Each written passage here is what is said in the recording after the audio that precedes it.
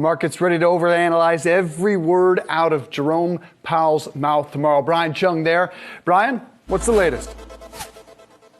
Hey, well, we are here live on site in Jackson Hole, Wyoming. A lot of happenings here at the Economic Symposium, which happens this time of year around late August. First time in person since the pandemic began. And of course, the big question overhanging the entire conference is what will the Fed chairman say with regards to high inflation, the immediate issue that the Fed faces as they continue to try to raise interest rates. Now, of course, this is not a policy setting meeting. The next one is going to be in September, but a lot of tea leaves to be read from the chairman's speech in addition to the other Fed officials that would be speaking here. We actually had the chance to speak with the Kansas City Fed President, Esther George, yesterday, who told us that even though the Fed's mission is not yet done on interest rates, they have to be mindful of the lag impact of monetary policy, such that the 4 consecutive rate hikes that they've already done might not be already reflected in the lag data that we're getting on inflation or even on economic growth, as we saw from the revisions from the BEA earlier this morning. A lot of complicated factors as the Fed begins that symposium later tonight. Of course, the Fed chairman is set to make his remarks tomorrow at 10 a.m.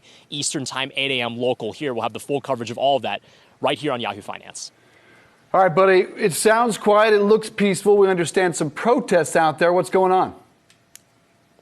Yeah, really interesting. This is not the first time we've seen something like this, but of course, the Federal Reserve being as public-facing and as large and important of an institution, there are a lot of people that have beef sometimes with the Federal Reserve's policies, and we actually had the chance to speak with someone from 350 Colorado. They're flagging a lot of issues with regards to fossil fuel financing from the banking industry, which of course is very closely plugged to the Federal Reserve. Had the chance to stand next to Micah, who really runs this kind of program here and actually brought up a few protesters here to Jackson Hole to talk about whether or not the Fed should be more aggressive on wanting to pay attention to the impact of climate change. Take a listen to that conversation from Emily Parkin of 350 earlier today.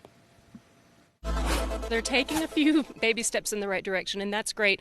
What we really would love to see to come out of this economic symposium is them to make climate, like the European Central Bank has done, make climate change a central component to their policy making, and to begin to set those policies that will discourage banks, the big Wall Street banks, from investing in fossil fuel projects and companies. So that's the difference. They're taking baby steps, but we need to see a lot more. And, you know, we're the world's reserve currency. What we do here matters, and we need to our nation to be stepping up, like Europe and other places are, to take responsibility for the climate crisis, and the financing of these projects is central to taking responsibility.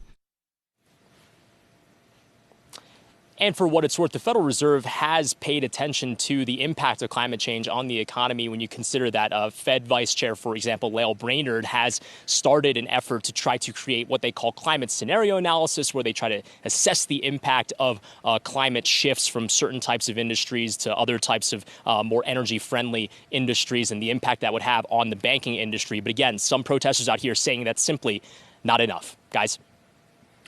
Certainly a full plate for the Fed there. Thanks so much, Brian Cheung there, live from Jackson Hole.